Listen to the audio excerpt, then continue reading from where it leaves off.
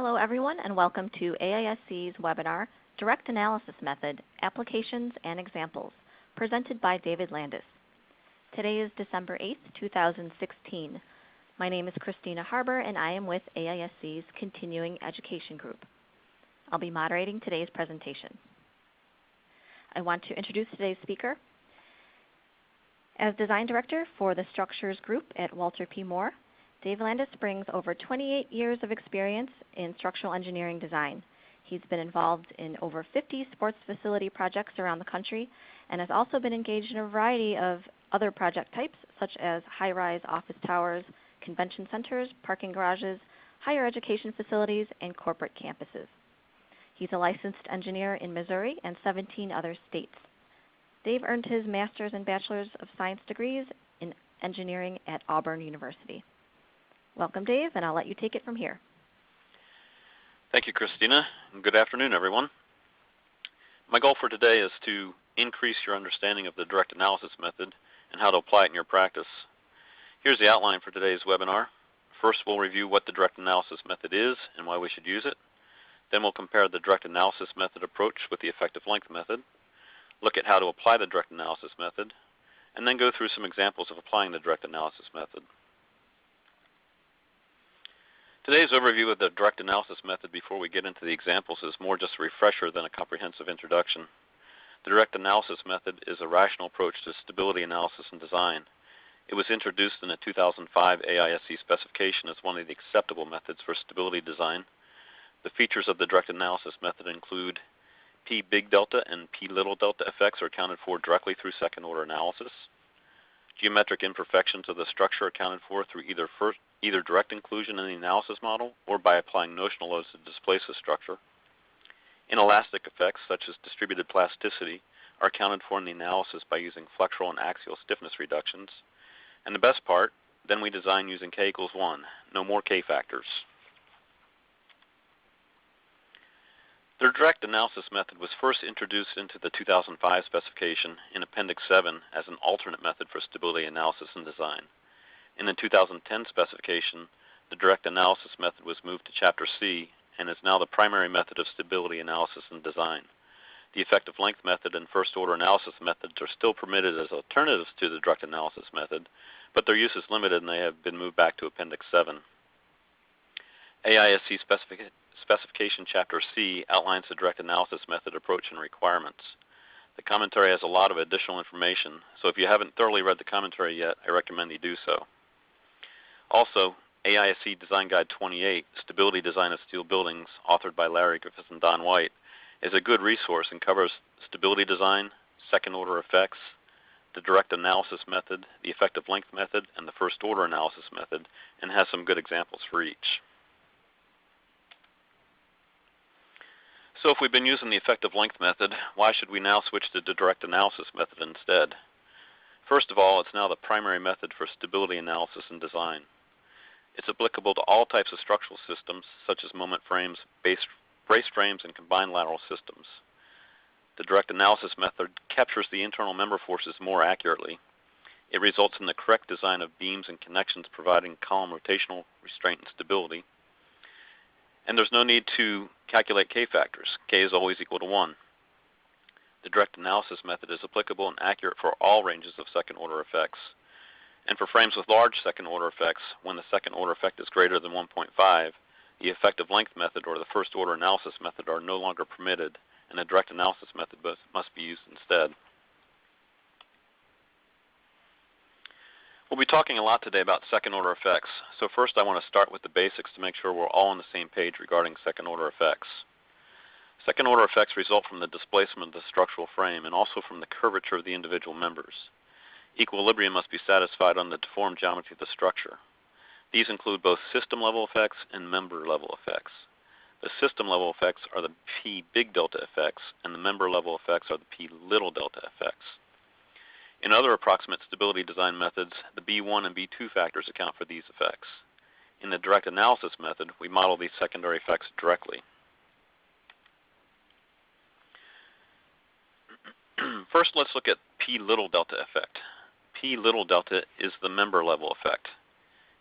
Again, equilibrium must be satisfied on the deformed member geometry, and the member curvature produces additional moment in the member. Let's look at a simple example to demonstrate the P little delta effect, a simple beam with bending and axial load. If we apply a point load F at midspan of this simple beam, we get an initial deflection delta 1 caused by that point load and a midspan moment M equal to FL over 4. Now, when we add an axial compressive load P to the member, we get additional deflection and additional moment caused by the axial load acting on the curved member geometry. The total midspan deflection is now delta, and the total moment becomes FL over 4 plus P times delta.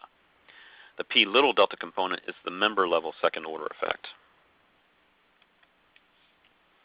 Now let's look at the P big delta effect.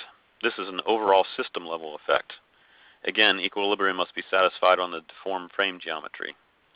Let's look at a simple frame to demonstrate the P big delta effect, a brace frame stabilizing a single column. If we apply a horizontal load F to our brace frame, we get an initial deflection delta 1 caused by that horizontal load, and a base overturning moment equal to F times the brace frame height H.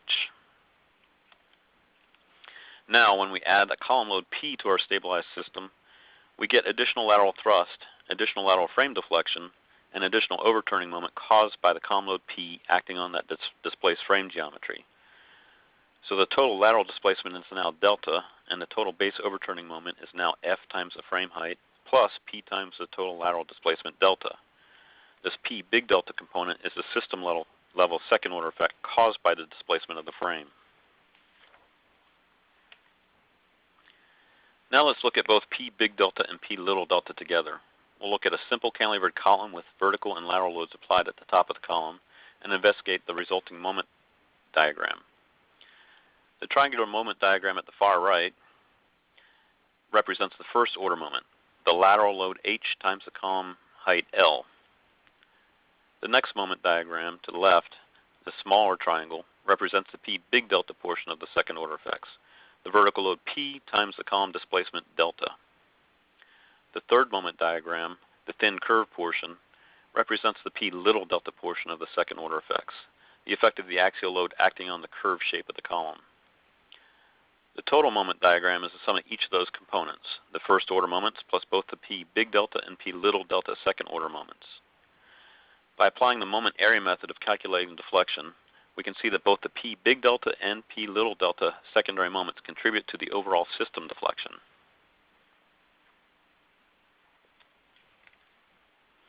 The other important thing to recognize about second order effects is that they're not linear.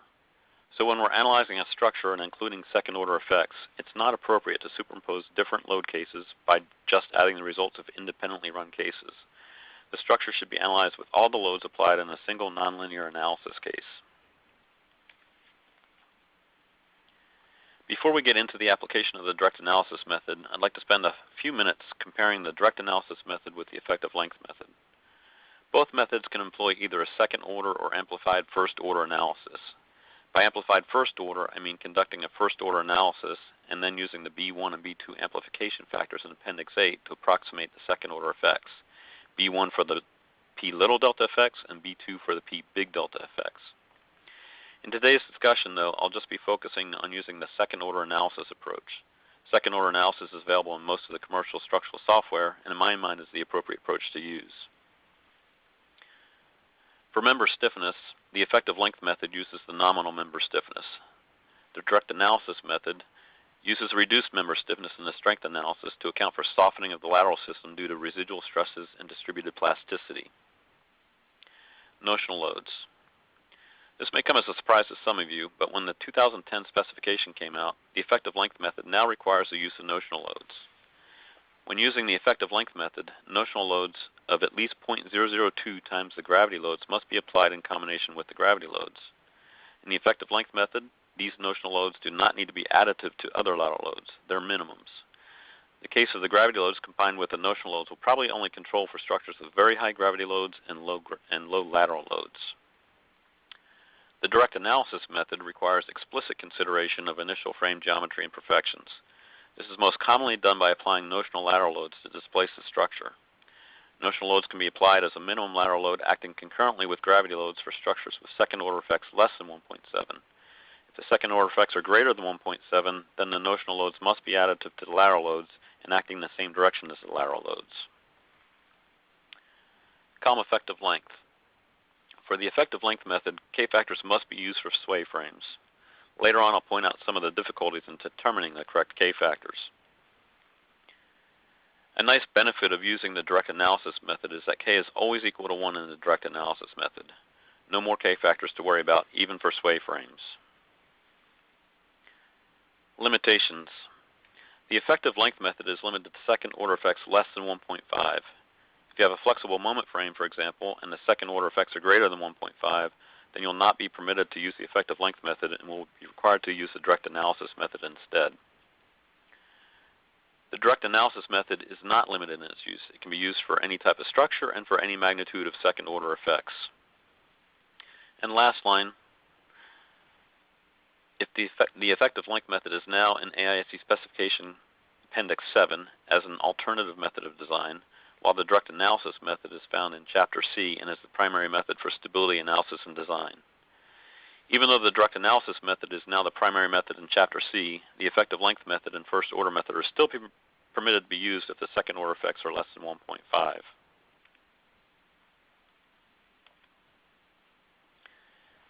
Another way to look at the differences in approach between the direct analysis method and the effective length method is to compare the demand and capacity curves. Here we have an example of beam column axial force and moment interaction checks using the effective length method on the left and the direct analysis method on the right. A few things to note in these graphs. Let's look at the effective length method on the left.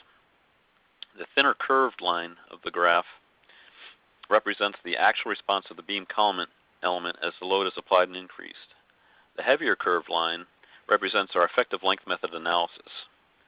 Note that the effective length method analysis underpredicts the actual moment at the strength limit state. The lower sloping line is the strength check. The lower sloping line for the strength check represents the member strength interaction curve using P nominal based on an effective column length of K times L. So the column capacity for a strength check is based on a reduced compression capacity for a longer column length. Now let's look at the direct analysis method for the same beam column. Once again, the thinner curved line represents the actual response of the beam column as the load is applied and increased. The heavier curved line represents our direct analysis method with the softened structural stiffness. Note that at the strength limit state, the analysis moment now much more closely predicts the actual moment at the limit state. The lower sloping line here represents the strength check for the member strength interaction curve using P nominal based on the actual column length L without any K factor. So now instead of the strength check being based on a reduced compression capacity, the beam column is checked for the increased moment demand due to the more flexible structure. Note that this increased moment demand associated with the softened, more flexible structure used in the direct analysis method much more closely represents the actual loads in the structure at the strength limit state. Now we'll look at a comparison of the direct analysis method versus the effective length method using a very simple example. A single cantilevered column with a fixed base and an axial load applied at the top. The column on the upper right represents our effective length model.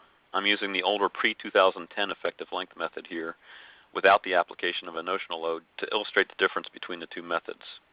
So for the effective length method, we're just applying an axial load P at the top. For the direct analysis method, we'll look at the column at the left. In addition to the axial load P, we apply a notional lateral load of 0.002 P and reduce the column flexural stiffness. Now let's look at the axial load in the moment graph. We'll start by applying our load and track our analysis on the graph as the load progresses. Starting with the old effective length method approach, we apply 150 kips axial load to the column. In our analysis, we now have P equals 150 kips and 0 moment. Now we'll increase the column load to 250 kips. In our effective length method analysis, we now have P equals 250 kips and still have no moment. Now we'll increase the column load to the 275 kip column strength capacity. In our effective length method analysis, we now have P equals 275 kips and still have no moment. The lower sloping line here is the strength interaction curve for this column using the effective length method. This is the strength interaction curve based on an effective length using k equals 2 for the cantilevered column condition. Now let's look at the same column again, but this time using the direct analysis method. For the direct analysis method, we'll reduce the column stiffness, apply a notional lateral load of 0.002p, and run a second order analysis. Once again, we'll apply a load of 150 kips axial load to the column, but now we also apply an associated notional lateral load of 0.002 times 150 kips equals 0.3 kips, and run our second order analysis. Notice that we now have moment in our column that didn't show up in the effective length method. Now we increase the column load to 250 kips and increase the notional lateral load to 0.5 kips and rerun our second order analysis. Now our column has substantial moment that didn't show up in the effective length method analysis. Also notice the nonlinearity of the response resulting from the second order effects. Now we'll increase both the axial load and associated notional load up to the column capacity. Notice the large base moment that results that was not captured in the effective length method. Also notice a different strength interaction curve for the direct analysis method. This higher sloping line is the strength interaction curve for the column using the direct analysis method.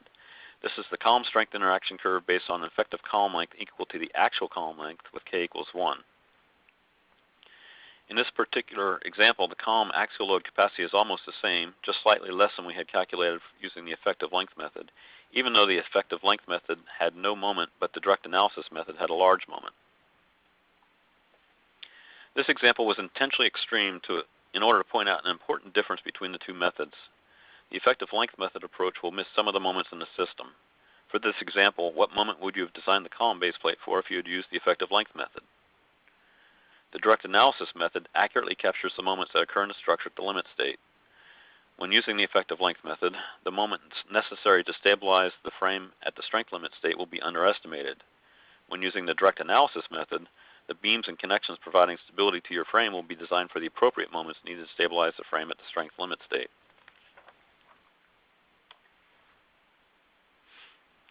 Due to the higher nonlinearity of the direct analysis method, you also need to be aware of the potential sensitivity of the demand capacity ratios if you have a very flexible structure. Notice in our cantilevered column example how the DCRs were linear for the effective length method approach, shown here in blue, but can quickly change with small increments of load when using the direct analysis method, shown here in red, especially as the limit state is approached. In this example, our last small load increment for the direct analysis method resulted in a large increase in the DCR.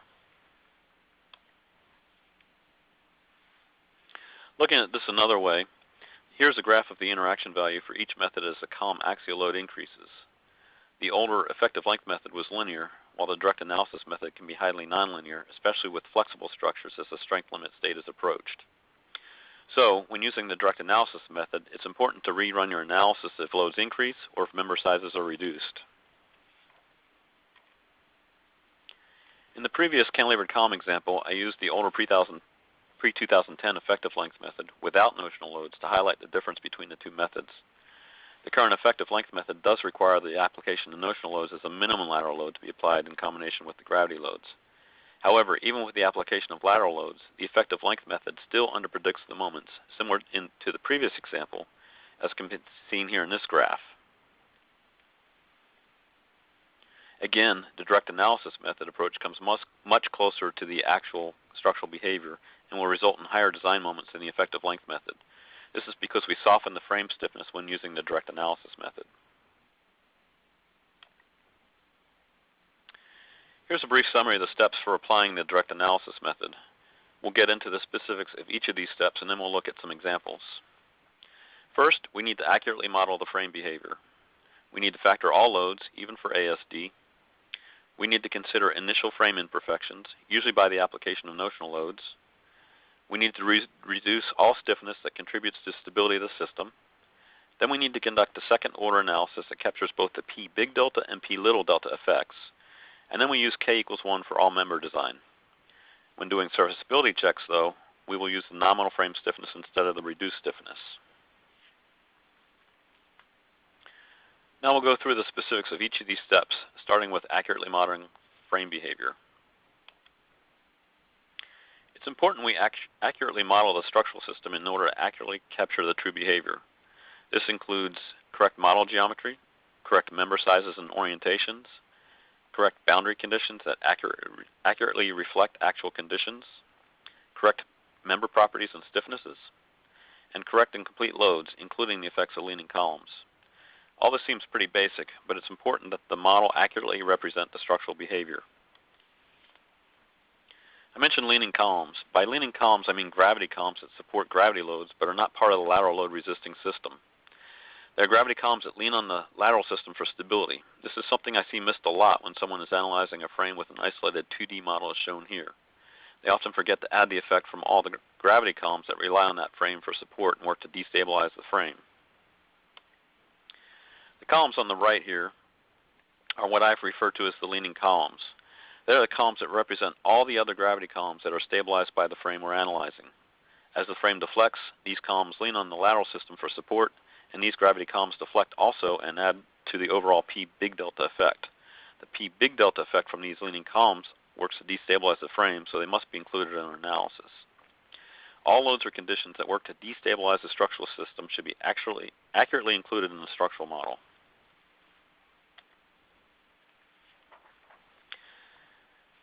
The die-hard ASD folks out there won't like this one, but you need to factor all your loads, even for reliable strength design. So why do you need to factor loads for ASD? Well, we're trying to capture the actual structural behavior at the strength limit state. Going back to our previously cantilevered column example, you can see how nonlinear the structural behavior can be due to second-order effects as we approach the strength limit state. So even when using allowable strength design, we must factor our loads up to the factored strength limit state level. If you're using LRFD, the standard LRFD load factors are applied. For instance, 1.4 dead or 1.2 dead plus 1.6 live. If you're using ASD, you'll need to factor all your loads up by 1.6, run your second order analysis, and then divide your resulting member forces by 1.6. Again, this is to accurately capture the structural behavior at the strength limit state. Just one more reason to switch to LRFD if you haven't already done so. Again, include all the loads that affect stability, including leaning columns and all other destabilizing loads or effect. Next step, consider initial frame imperfections, usually by the application of notional loads. We all know buildings aren't built perfect. Initial imperfections, such as out of straightness and out of plumbness, result from fabrication and erection tolerances and create destabilizing effects that work to destabilize the structure. Member out of straightness contributes to P little delta effects in the members. Story out of plumbness contributes to the P big delta effects in the overall frame. Only the initial member out of straightness is included in the column strength curves. In the direct analysis method, the story out of plumbness needs to be accounted for in our analysis model. This can be done either by modeling an out of plumb story geometry or by applying notional lateral loads to laterally deflect the structure. We apply notional loads to displace the structure laterally to induce an initial out of plumbness. These notional loads need to be applied at each level of the structure based on the distribution of the gravity loads. The specification defines notional lateral loads equal to 0.002 times the gravity loads applied at that level. For instance, in the frame shown here, the notional lateral load to be applied at level 2 is equal to 0.002 times the gravity loads applied at level 2. The notional load applied to level 3 is 0.002 times the gravity loads applied at level 3, and so on. The notional lateral load should be applied simultaneously with the gravity loads at each level in the direction that most destabilizes the structure. For instance, for the frame shown here, one case with all notional loads acting to the right, and another case with all notional loads acting to the left. The 0.002 factor is consistent with the Code of Standard Practice tolerance of H over 500 for column or out-of-story plumbness. If you specify tighter out-of-plumbness tolerance and are sure that the tighter tolerances will be achieved, you could reduce the 0.002 factor accordingly to the tighter tolerance. Likewise, if you allow relaxed tolerances, or perhaps if you need to check an out-of-tolerance condition, then you should use a higher factor based on the larger out-of-plumbness condition. You do have the option of modeling the out-of-plumb geometry instead of applying notional lateral loads. However, it's often easier to apply the notional loads in each direction than it is to provide different starting geometry for each direction, so usually people apply the notional loads. A few nuances on the application of the notional loads. The specification defines the notional loads as 0.002 times alpha times y sub I, where alpha is defined as 1.0 for LRFD and 1.6 for ASD, and y sub I is the gravity load applied at level I. The intent here is that the notional loads are factored loads. So alpha is 1.0 for LRFD with the assumption that the notional loads are factored the same as the gravity loads. Alpha is 1.6 for ASD to bring them up to the factored level. Also, the notional lateral loads need to be added to other lateral loads and applied in the same direction as the other lateral loads. For instance, when we're doing wind loads applied to this frame acting to the right, then we need to apply the notional loads acting to the right at the same time. Then when we apply the wind load acting to the left, we need to apply the notional loads acting to the left also. We always need to apply the notional loads in the direction that provides the greatest destabilizing effect. Specification does have an exception though. If the second order effects are low enough, less than 1.7 using the reduced frame stiffness, or less than 1.5 using the nominal unreduced stiffness, then you're permitted to apply the notional loads only with the gravity-only combinations, and need not apply the notional loads as additive to other lateral loads. The reason for this is that if the second order effects are low enough, then not adding the notional loads along with the other lateral loads results in errors that are within reason, and the approach is not any more inaccurate than other methods. The 2005 specification used a 1.5 limit based on unreduced frame stiffness. The 2010 specification now has a 1.7 limit, but that is based on the reduced frame stiffness instead of the unreduced stiffness. In the 2010 commentary, either limit can be used, 1.5 for the nominal unreduced stiffness or 1.7 for the reduced stiffness. The second order to first order ratio should be checked using a load combination that includes the heaviest factored gravity loads in combination with some lateral load. The lateral load can be notional loads or other lateral loads.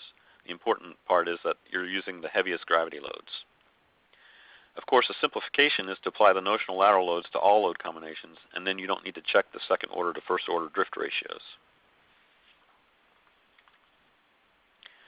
Some software packages can automate the application of notional loads. This is an example from SAP 2000, one of the programs I often use. Here I'm creating a notional lateral load pattern for dead load acting in the y direction called ndeady and defining it as an auto-generated notional load. I'll be using SAP for the examples today, but other programs also can be used to automate the direct analysis method. Each program works a little bit differently, so you'll need to get familiar with how your software works.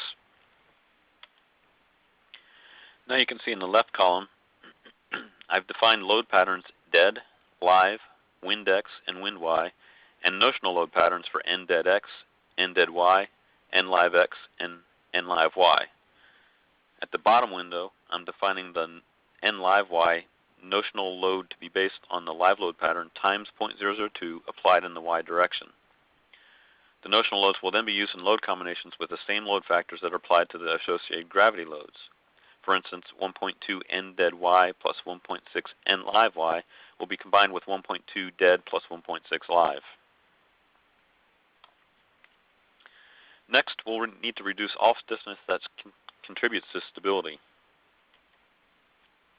Residual stresses result from the rolling process. These residual stresses result in some portions of the section yielding before other sections. For instance, for the wide flange column shown here, the tips of the flanges of a compression member will yield before the web. This impacts the column flexural strength and buckling resistance, and also the stiffness of the system.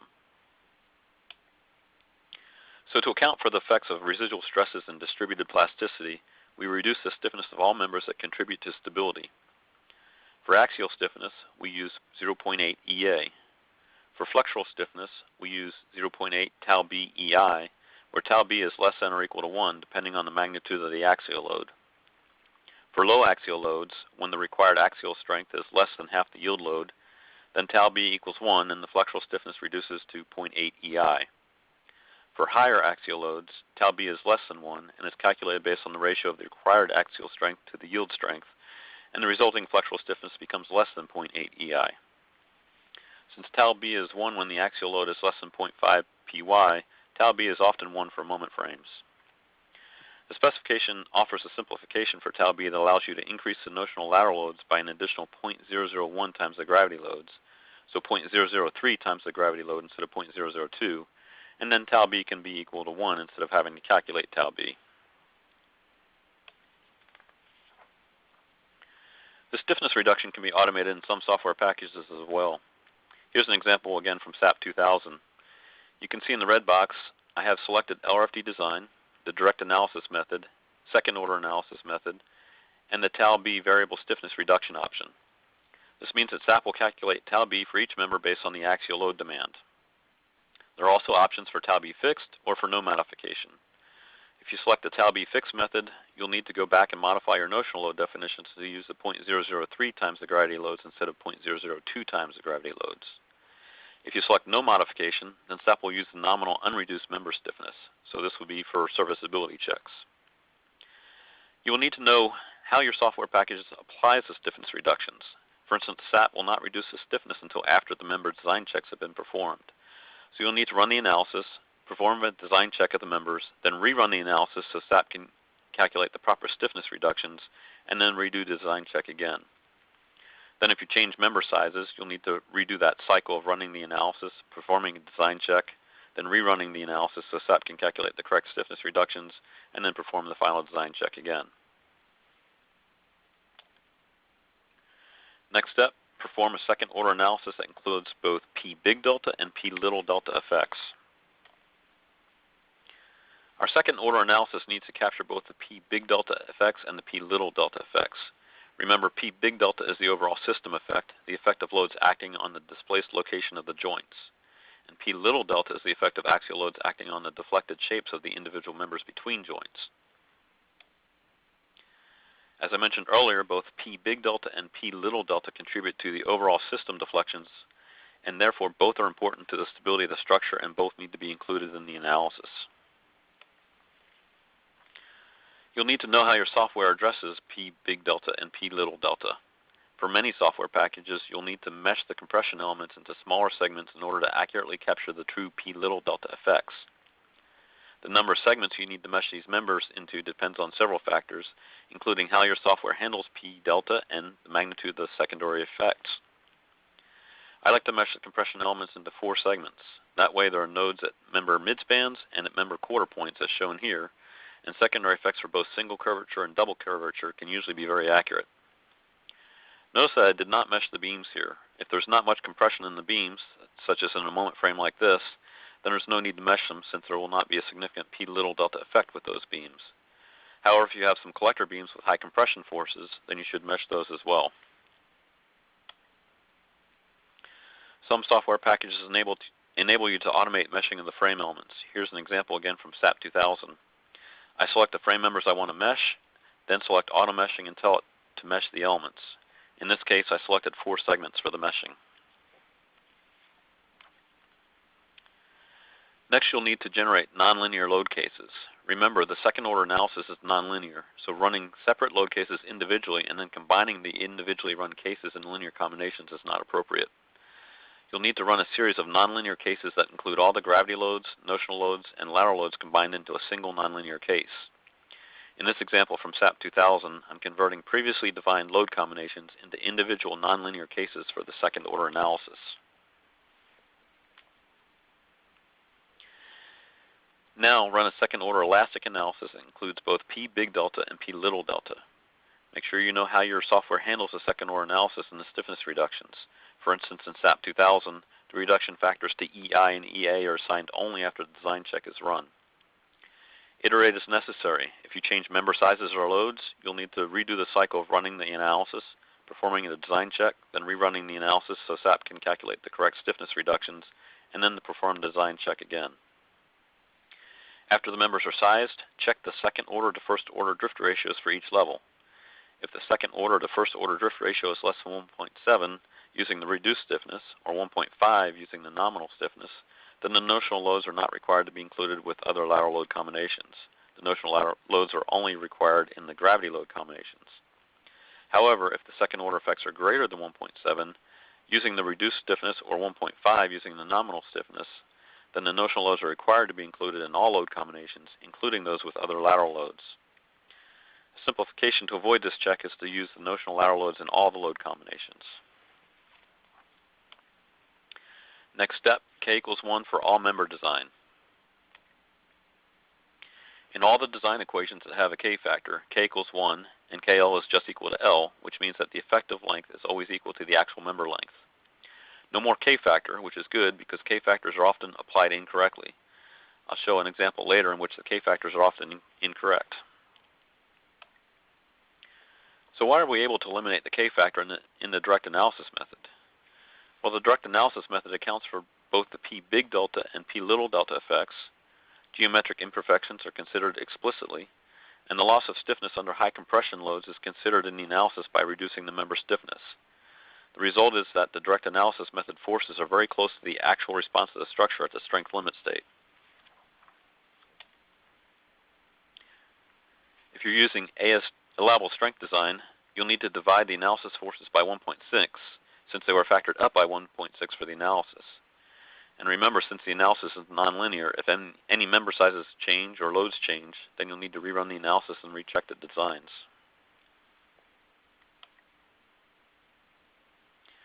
And last point for the direct analysis method, serviceability checks are done using the unreduced stiffness. The reduced stiffness is only used for the strength analysis. Use the nominal unreduced stiffness for all serviceability checks. So use the nominal unreduced stiffness when checking deflections or wind or seismic drifts, when determining building periods and mode shapes, and for vibration checks. The reduced stiffness properties are only used for the strength analysis.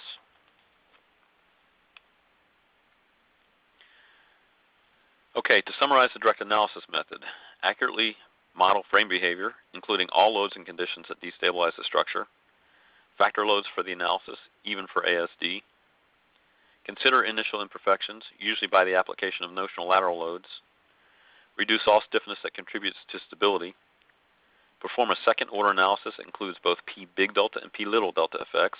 Mesh the compression members in order to capture the P little delta effects. K equals 1 in all member design equations. And last, check serviceability using the nominal unreduced stiffness properties.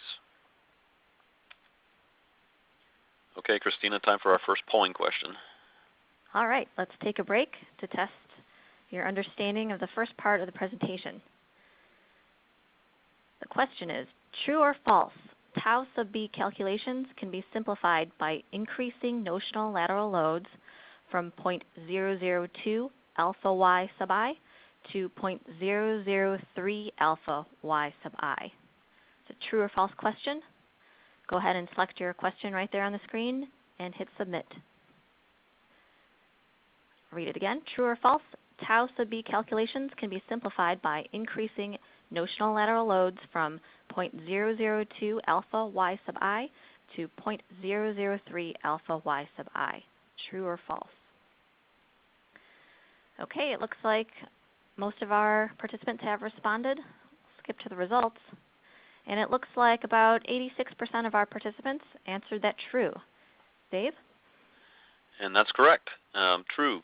Tau b calculations can be simplified to tau b equals 1 by using the notional lateral loads of 0.003 alpha y sub I instead of 0.002. So most of us got it right.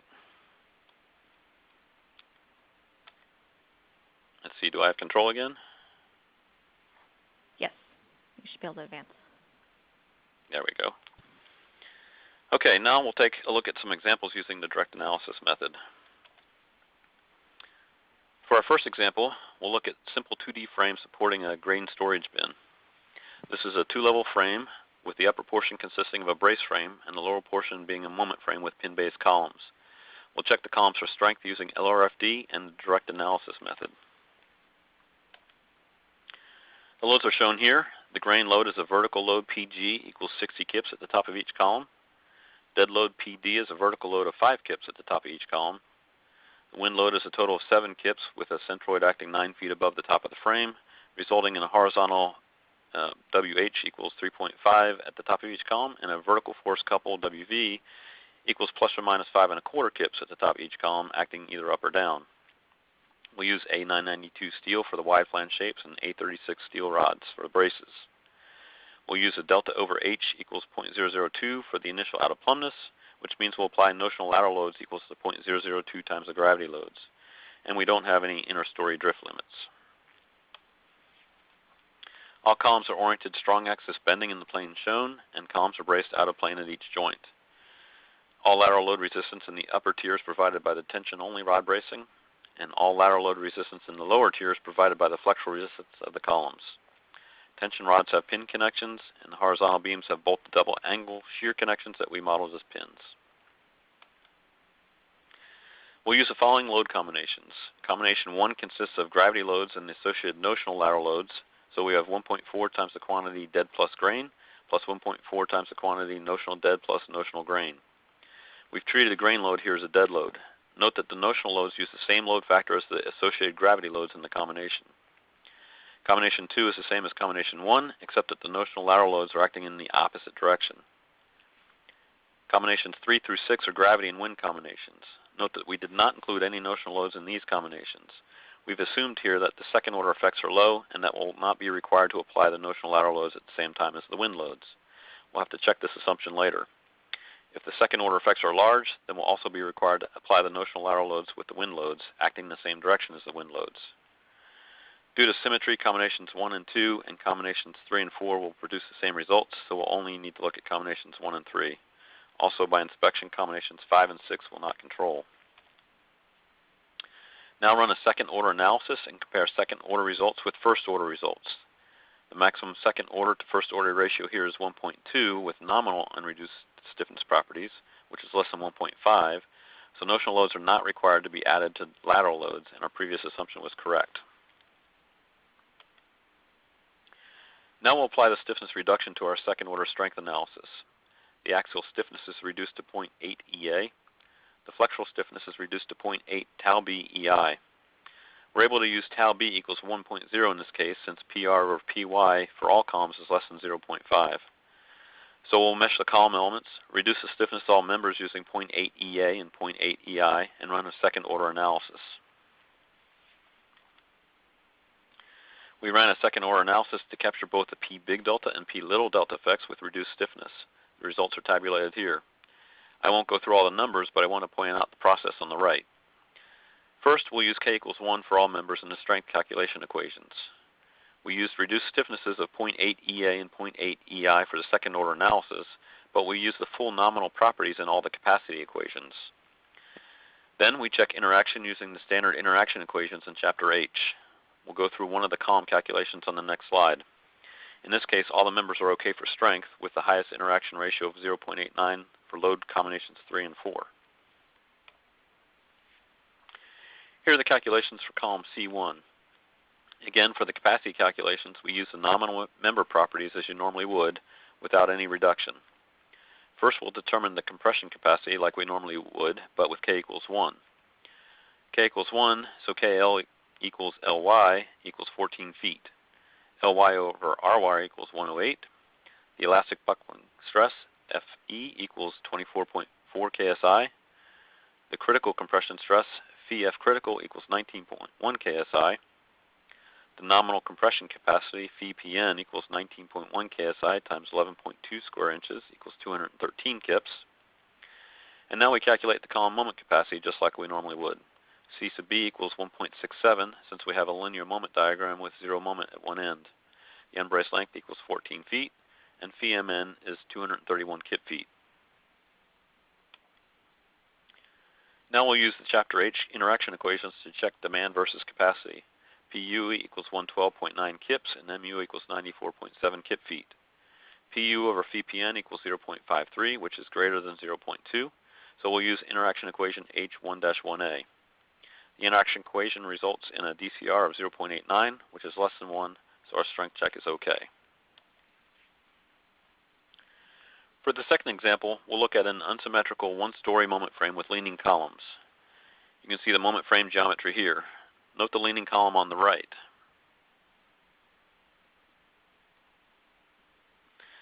This represents all the gravity columns that lean on this moment frame for stability.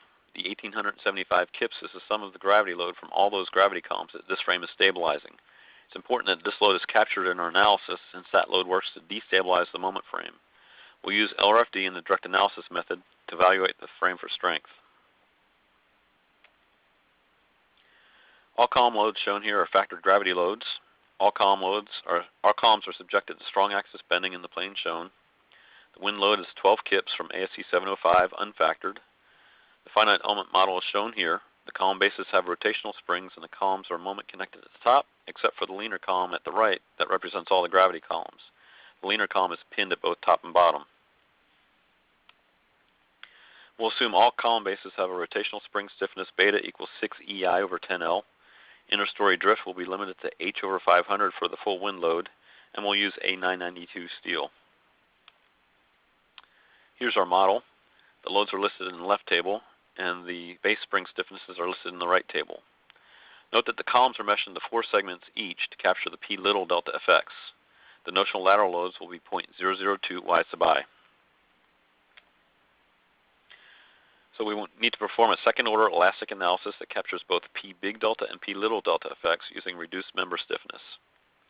The notional lateral loads are 0.002 times the gravity loads.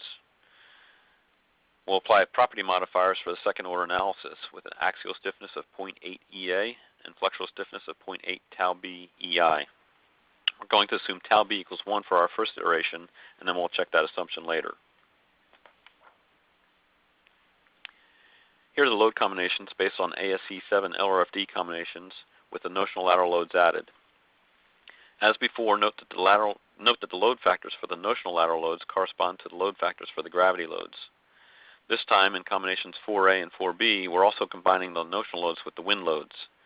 Note that the notional loads are applied in the same direction as the wind loads. We run the second-order analysis using the reduced stiffness properties and compare the second-order to first-order ratio. For this case, the second-order effects are greater than 1.7. Therefore, the notional loads are required to be added additively to the lateral loads in all load combinations, not just the gravity load combinations as we had done in the previous example. Here are the results for some of the load combinations from the second-order analysis. Now we'll check to see whether or not our assumption that tau B equals 1 is valid or not. We'll check the column with the highest axial force, column C3. PR equals 272 kips, and the column area equals 17 square inches.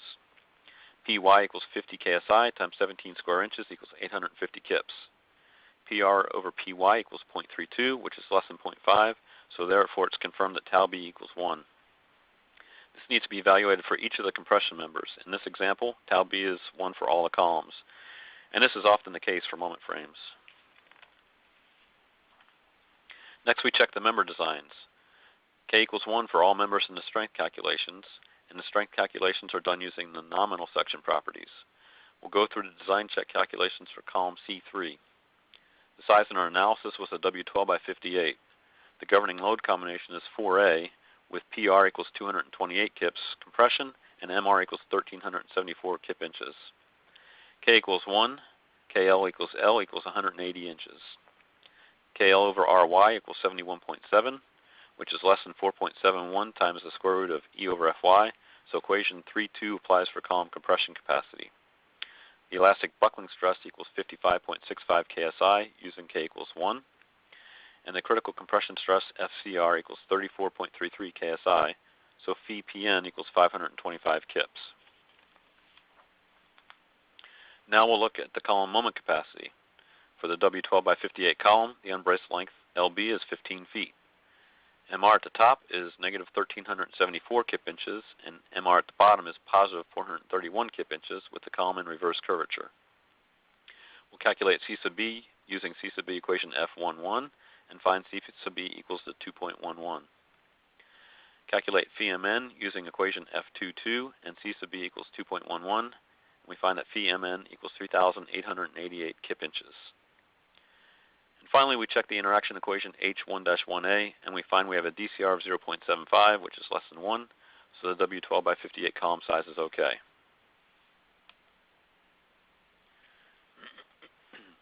Okay, here's an example for the ASD fans out there. For example 3, we'll analyze a moment frame using ASD and the direct analysis method. The frame geometry, initial member sizes, and loads are shown here. The frames are single bay frames spaced at 35 foot on center. The columns are braced out of plane at the roof level. We're using A992 steel. Wind pressure equals 20 PSF using ASC 705. Gravity load equals 20 PSF dead plus 60 PSF live equals 80 PSF total. We'll use an initial out of plumbness delta over H equals 0.002, which means our notional lateral loads will be 0.002 times the gravity loads. And we'll limit lateral load deflection to 1 inch under wind and total gravity load using second order analysis. All lateral load resistance is provided by the moment connection between the left-hand column and the roof beam. We're assuming a rigid moment connection. The right-hand beam to column connection is a simple shear connection, which we're assuming to be pinned. The dead, live, and wind loads are shown here. The notional lateral loads, Ni, equals 0.002 alpha y sub I, with alpha equals 1.6 for ASD. Notional dead load N dead equals 0.002 times alpha times the dead loads equals 0.0654 times alpha kips. Notional live load N live, 0.002 times alpha times the live load equals 0.168 times alpha kips. I left alpha as a variable here in the notional loads because I'll factor the notional loads later at the same time that I factor the rest of the loads. Now we'll apply the ASD load combinations. Remember that for ASD, due to the nonlinear second order behavior, member forces are obtained by analyzing the structure for 1.6 times the ASD load combinations, then dividing those results by 1.6. The load combinations are shown here. Note that all the typical ASD combinations are factored by 1.6. In combinations 1A through 3B, we're combining the notional loads with the gravity loads. The other combinations are 1.6 times the ASD combinations with wind without the notional loads. We're making the assumption here again that the second order effects are low enough that the notional loads do not need to be applied with the wind loads. We'll need to check that assumption later. Direct analysis is performed using the reduced properties at 1.6 times the ASD load combination level, using second order analysis that considers both the P big delta and P little delta effects. Column elements are meshed to capture the P little delta effects. Now we check the lateral drift ratio for the application of notional lateral loads, this time using the unreduced nominal stiffness. The second order over first order drift ratio is less than 1.5. Therefore, it's permissible to apply the notional lateral loads only in the gravity-only combinations, so our previous load combinations without adding the notional loads to the wind loads are okay. Section properties are reduced for the second order strength analysis. Axial stiffness equals 0.8 EA. Flexural stiffness equals 0.8 tau B EI. Once again, we're going to assume tau B equals 1 to start with, and then we'll check this assumption after we run the analysis. We run the second order analysis and check drift. The second order drift is way over the desired limit, so the frame must be stiffened. Note that the drift check is performed using the nominal unreduced stiffness. A W36 by 150 beam and a W18 by 97 column are required to meet the drift limits. After increasing member sizes, we reduce the stiffness properties to 0.8 EA and 0.8 EI and rerun the second order strength analysis. The results of the ASD load combinations are tabulated here after dividing the analysis results by 1.6. Remember that we multiplied all ASD loads by 1.6 to factor them up to the strength limit state, so we divide the analysis results by 1.6 in our ASD calcs. At the bottom of the slide, we check alpha times PR versus 0.5 P yield to see if tau B is equal to 1. In this case, we were drift controlled, and alpha PR is much less than 0.5 P yield, so our assumption was right, and tau B is equal to 1.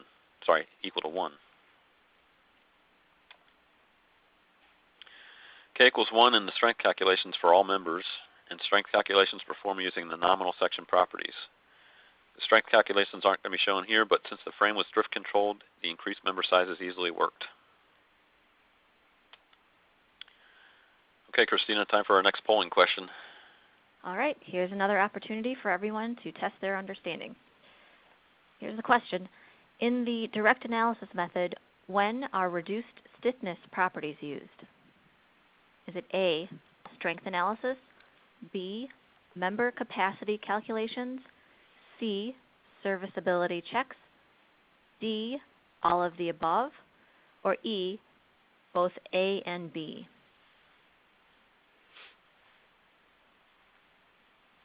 In the direct analysis method, when are reduced stiffness properties used?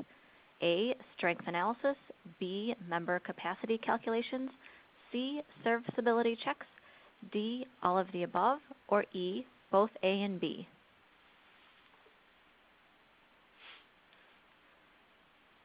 Okay, it looks like most of our participants have responded. Let's skip to the results. Well, Dave, it looks like the majority of our participants said E, both A and B. Yeah, this question was a little tricky on purpose here. And the correct answer is A, strength analysis. So in the direct analysis method, we only reduce the stiffness properties for the strength analysis.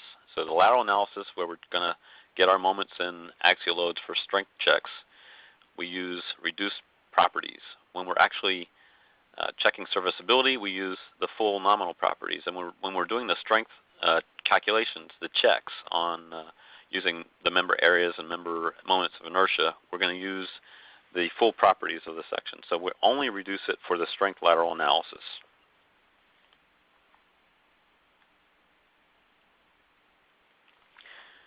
Okay, for example 4, we'll look at a 10-story building with brace frames in one direction and moment frames in the other direction. The plan layout is as shown on the left. We have 2 moment frames in the east-west direction at the south face and at the north face. The moment frame elevation is shown here in the center. Then we have 2 brace frames near the center of the building, located at the center. The brace frame elevation is shown here on the right. Note that we have a large number of leaning columns in each direction. These are gravity columns that aren't participating in the lateral system. We'll use LRFD in the direct analysis method to evaluate the moment frame and brace frame, and we'll also look at the moment frame using the effective length method for comparison. We built the full 3D model, including all floors and roof, the brace frames, the moment frames, and including all gravity columns as well. We included all gravity loads and wind and seismic loads in each direction. Note that if we had only used 2D models for each direction, we would need to add dummy columns to represent all the gravity columns leaning on the frames for stability. Here are the gravity loads.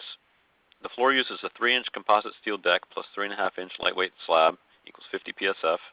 Superimposed dead load plus floor framing allowance is 15 psf. We have a wall load of 25 psf over the entire floor area, and a reducible live load of 100 psf. For the roof, we'll same the same dead load as the floors, but we'll have a live load of 30 psf unreducible. We'll reduce floor live load separately for the floor framing and for the columns using the IBC live load reduction equations. For the moment frame beams, the 100 psf live load reduces to 75 psf. We can reduce the live load further for the columns since the columns have a larger tributary area. The way we handled that in this model is to apply the reduced floor live load as a uniform load to each floor, and then apply compensating upward point live loads at the column nodes so that the net column live load is correct for the column tributary area. That process is shown here in the spreadsheet with the compensating upward column load for each floor shown in the far right column. Next, we use a column load takedown spreadsheet to determine preliminary sizes for each column. We'll use these as sizes as starting column sizes for our analysis model. For wind loads, we're using ASC 705 and a basic wind speed of 90 miles per hour. I won't go through the wind calcs in this example. We'll use the auto-generated wind loads in SAP. For seismic loads, we're using ASC 705 and the seismic parameters shown here. We'll use steel systems not specifically detailed for seismic resistance with R equals 3. Here's the period information for seismic design. I won't go through the seismic load generation. We'll use the seismic load auto generation in SAP. What I do want to point out here is that we need to calculate the building periods and mode shapes using the nominal properties, not the reduced properties. If you use the reduced properties, if you're not limited by the code upper limit on period, then your building period would be too long and you'd be underestimating the seismic loads. So again, use the nominal unreduced properties for calculating the building periods. Now we'll calculate the notional loads. We'll apply notional loads in each direction at each elevated level. We'll specify the AISC standard tolerances, so we'll use 0.002 times the gravity loads. The notional lateral load for dead load is 0.002 times the dead and superimposed dead loads equals 5 kips at each level. The notional lateral load for the live load is 0.002 times the live load equals 4.5 kips at each floor, and the notional lateral load for the roof live load is 0.002 times the roof live load equals 1.4 kips. Next, we'll mesh the columns and define our stiffness reduction method and tau B factor. These screens are from SAP 2000. On the left screen, we selected auto meshing of the frame elements into 4 segments. On the right screen, near the middle, we selected stiffness reduction and using tau B variable, which means that SAP will calculate tau B for each element. The LRFD load combinations are shown here. In this case, we added the notional loads to the gravity load cases only. We'll need to confirm that later when we compare second order to first order drifts. Once again, the notional lateral load factors are consistent with the gravity load factors, and the notional loads are applied in both positive and negative x and y directions. In this case, we did not include the notional loads with wind or seismic loads. We'll need to confirm that assumption later when we check the second order to first order drift ratio. For simplicity of this example, we did not include any torsional wind or seismic cases. Torsional cases should also be included. Also, when we did not include any diagonal lateral cases for this example. In this case, the lateral systems in the x and y directions are completely independent and uncoupled, so diagonal lateral cases are not required. However, if you have a lateral system in the x and y directions that share common columns, then the notional loads nx and ny should also be applied simultaneously with appropriate directional correlation, just like other lateral loads. For the strength design analysis, we'll perform a second order elastic analysis that includes both P big delta and P little delta effects using reduced member properties. For the axial stiffness, we use 0.8 EA. For the flexural stiffness, we use 0.8 tau B EI. We'll start by assuming tau B equals 1, then we'll need to check that assumption later after the members are designed. We made our first pass for strength design using the reduced stiffness. Now we'll check serviceability with the strength-controlled member sizes. Remember, for the serviceability checks, we use the nominal unreduced member properties. So we toggle the stiffness reduction off in our 3D model, so the full stiffness is used, and then rerun the second order elastic analysis, still including both P big delta and P little delta effects. Here are the brace frame drifts and story drifts for a 10-year wind. Again, these are the unreduced stiffness properties. For brace frames, the drifts are well within the desired limits. Here are the moment frame drifts and story drifts for a 10-year wind. Again, these are with the unreduced stiffness properties. The lower four stories have more drift than our target of H over 400 for the 10-year wind. So we'll need to stiffen the lower level moment frames. We stiffen some of the lower level columns and beams to achieve the target drifts and optimize the frame for wind drift. The final member sizes are shown here.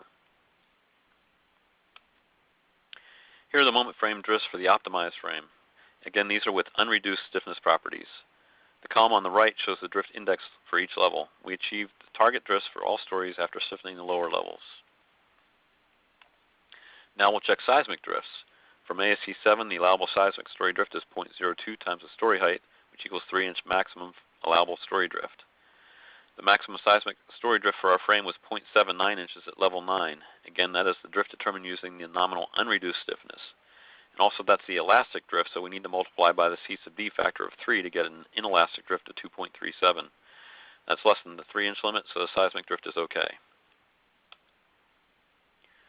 Now that we've stiffened the moment frames to get the wind drifts within the desired limits, we need to do a final check on the member designs for strength. So now we reduce the stiffness again in order to perform a second order elastic analysis including P big delta and P little delta using the reduced member properties. For the axial stiffness, we use 0.8 EA. For the flexural stiffness, 0.8 tau B EI. We'll start by assuming tau B equals 1, then we'll check that assumption later. We'll run through the final strength check. Here are the sizes we ended up with after optimizing the frames for drift. Now we'll check them for strength. Tabulated here are the second order to first order drift ratios. The maximum second order effect is 1.49 based on nominal unreduced properties, which is less than 1.5, so our analysis is okay using the notional lateral loads with the gravity loads only. If the ratio had been larger than 1.5, then the notional loads would be required to be added to the load combinations with wind and seismic also. That being said, for a moment frame like this, I usually do add the notional lateral loads to all the load combinations, even though it's not required by the specification, especially when the second order effects are so close to the cutoff. Now we'll look at some strength calculations, and we'll compare the direct analysis method with the effective length method design. Our analysis showed that the second order to first order drift ratio was less than 5, so the effective length method can be used in this case. Note, however, that it was very close to the cutoff, so if this frame was just slightly more flexible, the effective length method would not be permitted. For the effective length method, we need to rerun our analysis with the final member sizes, but now using the nominal unreduced stiffness. Notional lateral loads are already applied to all the gravity-only combinations in our model. We'll leave those exactly as we had them for the direct analysis method, since the notional lateral loads are also required for the effective length method. Recall the difference between the effective length method and the direct analysis method. Both methods have notional lateral loads applied in the gravity combinations, and both methods employ a second-order analysis, but the effective length method uses the nominal unreduced properties, while the direct analysis method uses the reduced stiffness. As you can see in the graphs here, the effective length method on the left uses a reduced compression capacity by applying the K factor to increase the column effective length, while the direct analysis method on the right uses a higher compression capacity based on the actual column length. Also, the effective length method has a lower moment demand, while the direct analysis method has a higher moment demand that more closely approximates the actual frame response. Let's compare results for the brace frames first. We'll look at the brace frame from the 5th to 6th levels enlarged here. Column 1 on the left, column 2 on the right, beam 1 is the lower beam 2 is the upper beam, brace 1 on the left, and brace 2 on the right. Here are the member forces for this section of brace frame for the direct analysis method in the top and the effective length method in the bottom for load combinations 15 and 16. Note that the direct analysis member forces are typically slightly higher than the effective length method forces. For the direct analysis method, K is always equal to 1. For the effective length method, since this is a brace frame, K is also equal to 1 for these members using the effective length method. So in this case, with the brace frame, the forces are only slightly higher for the direct analysis method, K equals 1 for both methods, and we end up with the same member designs for each. Now let's look at the moment frame. Remember that we stiffen the columns and beams at the lower levels to control drift, so we'll look at the moment frame members higher up in the building that were controlled by strength. We'll look at some moment frame members at level 6. The column below level 6 is column 3, and the column above is column 4. The beam to the left is beam 3, and the beam to the right is beam 4. Here are the member forces for this section of moment frame for the direct analysis method in the top table, and the effective length method in the bottom table for load combinations 13 and 14. Note that the moment frame axial loads in this case are the same for both analysis methods. However, note that the direct analysis beam moments are higher than the effective length method beam moments. Also, the direct analysis column moments are higher than the effective length column moments. This makes sense since the direct analysis method uses a reduced frame stiffness, it has more second order effects. For direct analysis method, K is always equal to 1. For the effective length method, however, we need to calculate the K factor. So we calculate G top and G bottom based on the beam and column EI over L summations for each joint and use the side sway uninhibited alignment chart to determine K equals 1.4. This K is consistent with what most software packages will calculate for you when using the effective length method. However, we're not done with K yet. Remember, we only have 2 moment frames in the east-west direction, and we have a lot of leaning gravity columns that are stabilized by those moment frames. So we have to adjust the K factors to account for the effect of those leaning columns. The K equals 1.4 that we just calculated needs to be increased to account for the destabilizing effect of those other gravity columns. This is an often overlooked part of the effective length method and something I see missed a lot. There are a lot of assumptions that go into K factors, and many structures don't conform to those assumptions, and thus the K factors need to be adjusted. The IASC specification commentary has some good discussion on this and also provides some methods for adjusting the K factors for different situations, including adjustments for the effect of leaning columns.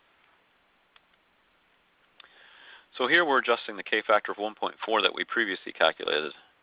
We're using the story buckling method approach found in the AISC commentary. When accounting for the leaning columns, the K factor is now 2.52 instead of 1.4. Therefore, you can see that the leaning columns have a significant effect on the capacity of the moment frame. Software packages I use give the first K, 1.4, but don't automatically adjust for the leaning column effect. So unless you manually adjust the K factors, the design would be unconservative. This is one of the big advantages of the direct analysis method, no K factors. K is always equal to 1, so you don't need to worry about adjusting the K factors. And for many structures, it can be difficult and tedious to determine the appropriate K factors. Okay, now we're finally ready to compare the direct analysis method design with the effective length method design. On the left are the calculations for column C3 using the effective length method. On the right is the direct analysis method. Let's start first with the effective length method on the left. The required moment is 5,397 kip inches and the axial load demand is 355 kips. We'll try the W14 by 99 column from our analysis. That column has a moment capacity, phi(m)n, equal to 7,752 kip inches using table 3.2 or the equations in chapter F. Next, we calculate the column axial capacity. For the x direction in the plane of the moment frame, k equals 2.52, which is the modified k after adjusting for the leaning columns. So k over rx is equal to 2.52 times 150 divided by 6.17 equals 61.26. For the y direction, k equals 1 since that direction is braced by the brace frames. K over ry is equal to 40.43.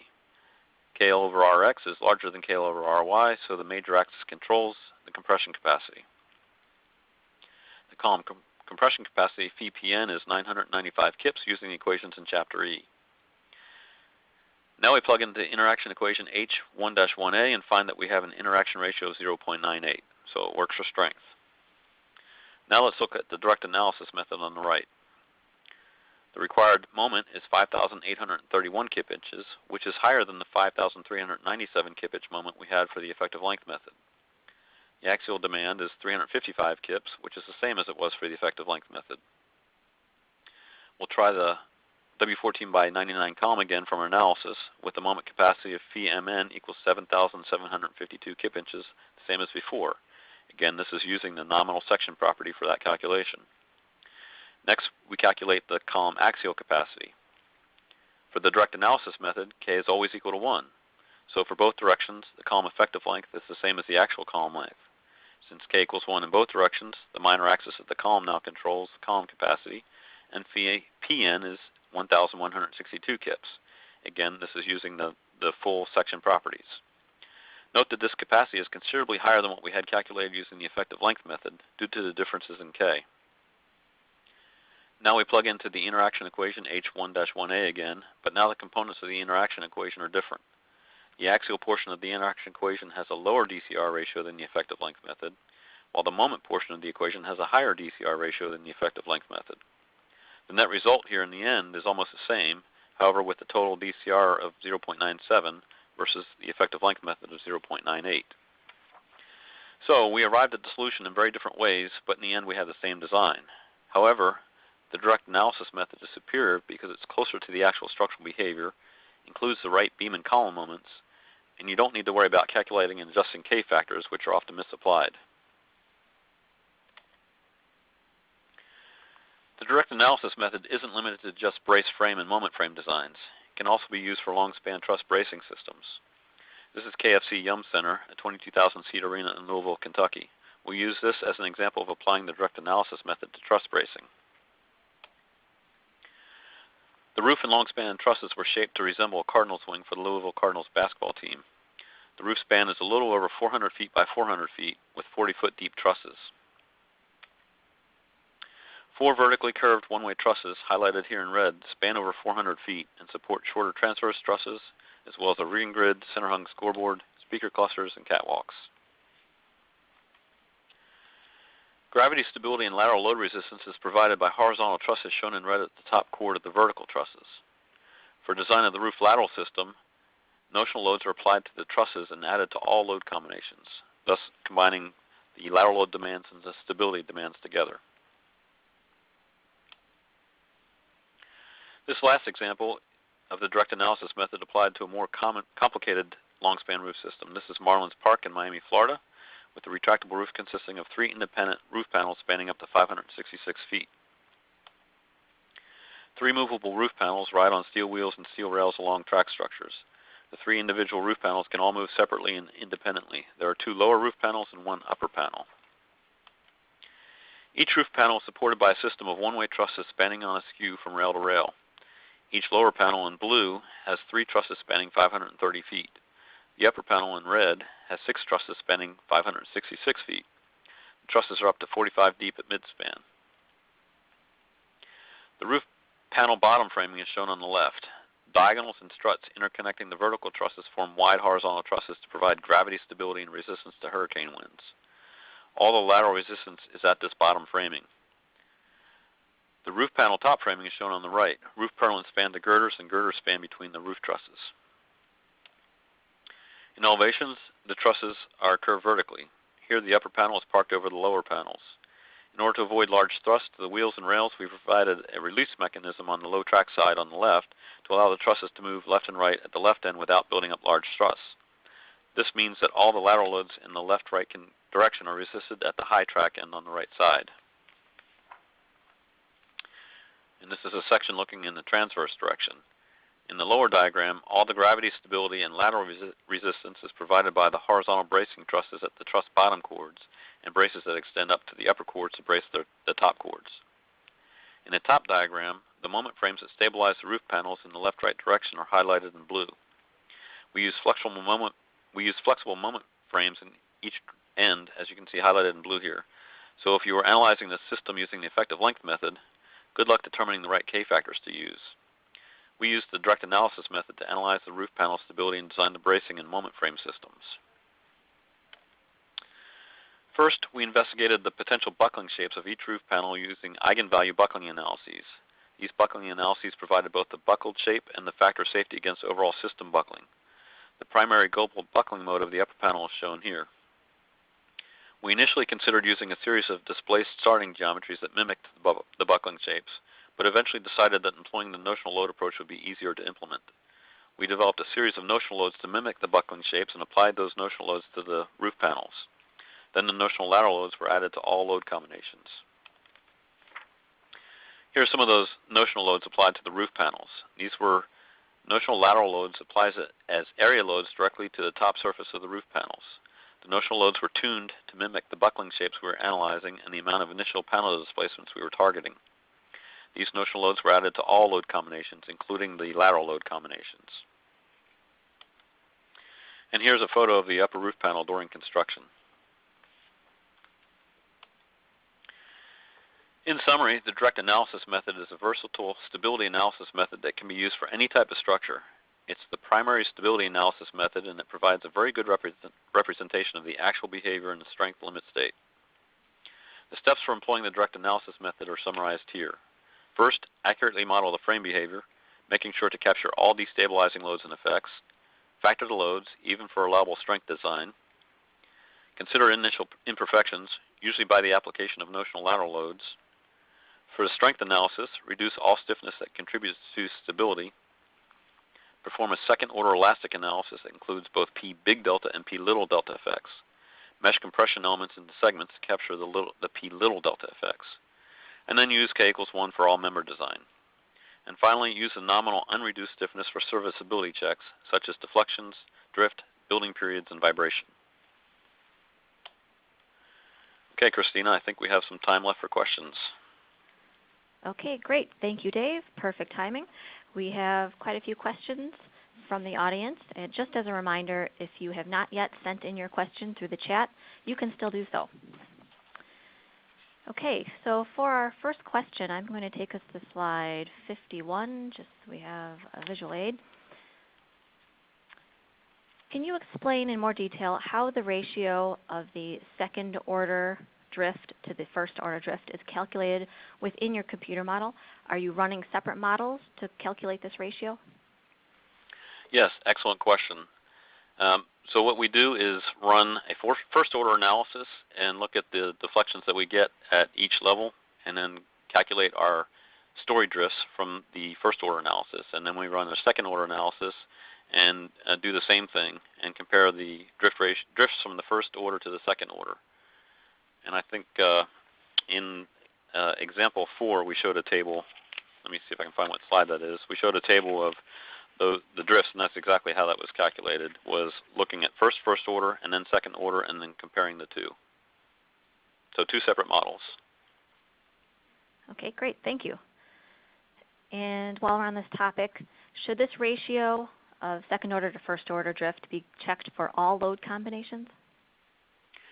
It can be checked for all load combinations, but does not need to be checked for all load combinations. Generally, the load combination you want to check this with is with the load combinations that have the highest factored gravity loads.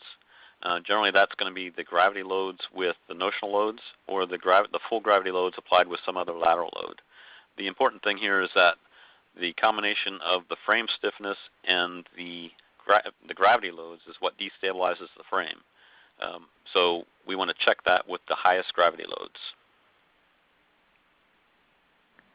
Okay, great. Thank you. And our next question.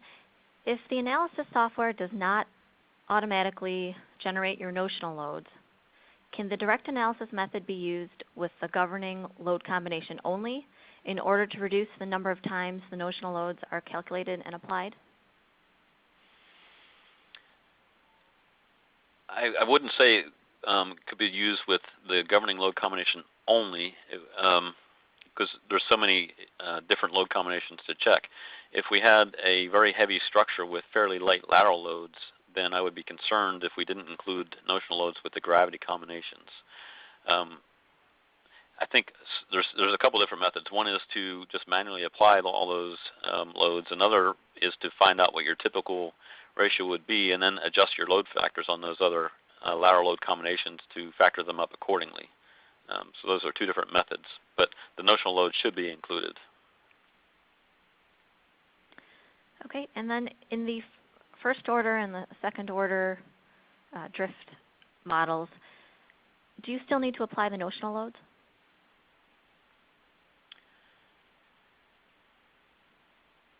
In the first order and second order drift, when we're checking, I assume the question is pertaining to checking drift for wind drifts and seismic drifts, as opposed to whether or not we need to include the notional loads, or whether or not we can use the effective length method. In those cases, you would not need to include the notional load to check the wind drift or to check the seismic drift.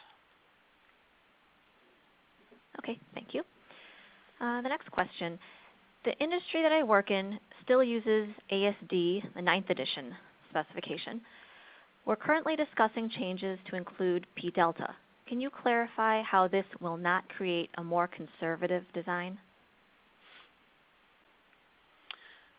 For a flexible system, the P delta effects will definitely increase the demands on the structure. Even in the old green book, if that's what you're using, the 9th edition, stability is still required to be considered. And even back then, we were running P delta analyses on most of our buildings.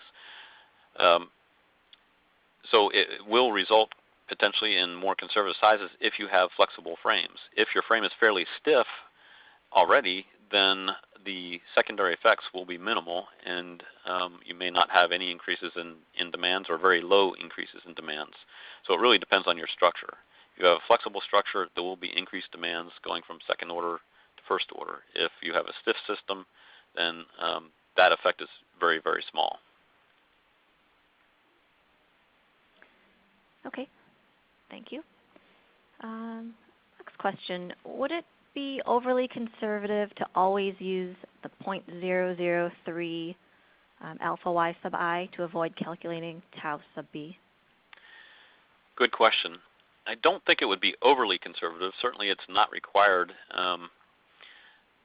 When you look at the 0.003 y sub I for a typical structure, at least one that I'm typically used to working with, compared to the lateral loads that are applied, say, for wind or seismic, they're usually fairly small compared to those wind or seismic loads.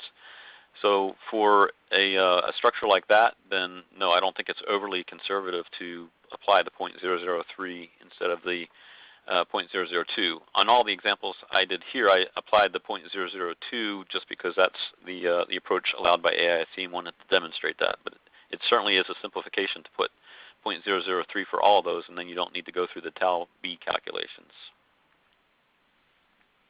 Okay, thank you. The next question, I think this is referring to slide 132. For this long span roof truss, the notional load is applied at the top chord level only. Why is that? We applied the notional loads at the level or at the area that we were stabilizing the trusses with, and the top chords are the ones that are in compression. That's why we applied at the top chord only. I guess you could consider applying the notional loads at all the different locations loads are applied. That would be appropriate as well and could be done, but we just simplified it by applying all the notional loads at the top, which we felt would be conservative. Okay, thank you. The next question, back to notional loads. How does applying a notional load of 0.002 of the gravity load relate to an h over 500 displacement when we apply the notional load without regard to the frame or column stiffness? Why don't we just force a displacement of h over 500 in the model? You certainly, well, first of all, if you just take a simple column and apply the 0.002, that represents the forces that build up in the system from a h over 500 displacement. And it certainly is optional to apply starting displacements instead of notional loads, and that's allowed by the specification and appropriate as well. We found it typically easier to apply the notional loads than to apply various sets of starting geometries. For instance, in the frames I showed, you would need to look at displacements in each direction combined with other loads, say lateral loads in each direction as well. So typically it's easier, at least in the software that we use, to use the notional loads instead, but certainly applying displacements is an option. Okay, thank you. In fact, we considered applying displacements in the Marlins roof I showed you and trying to come up with displacements for the buckled shape and apply those, but again, we found it easier to apply notional loads that mimicked those shapes. Okay, thank you. The next question. Since k equals 1 in the direct analysis method, it seems like the direct analysis method does not consider the restraints at the end of the members. Is this an accurate interpretation of the behavior? No, the direct analysis method is considering the restraints. Remember, we're doing a second order analysis that considers both P big delta and P little delta effects using the model that represents our actual structural behavior. And we're softening the stiffness to represent what happens at the limit state with distributed plasticity. So I think the direct analysis method is probably the best method we have of accurately representing the actual behavior of our system at the strength limit state. Okay, thank you. It looks like we have time for one more question. It looks like we do have quite a few questions that weren't answered, so we'll have to answer those after the webinar and respond by email. I'll take one more question. When designing the steel structure using the direct analysis method, what forces do you use for the base plate design and foundations? Do you use the notional loads? That's a great question. So for the moments that you get out of your analysis are what you should be using for designing your base plates and anchor rods and foundations. The notional loads are really fictitious loads that we're applying to create that displacement. So the moments that result are valid. The shears, however, if you wanted to, you could subtract out the notional shears that you added into your system. You could subtract them out. Again, those are fictitious loads. And if you, say, take a simple column model and just displace it by the 0.002 or the h over 500 and see the results there and then compare that to a notional load, you'll find that you can subtract that notional load out at the base of your column and end up with the same results. So it's usually a small load, so in our practice we typically just include it in there, but you don't have to. But again, that applies for the shears only. For the moments, you need to design for those moments. All right, thank you, Dave. Again, if we didn't answer your question today, we will get back to you by email with a response.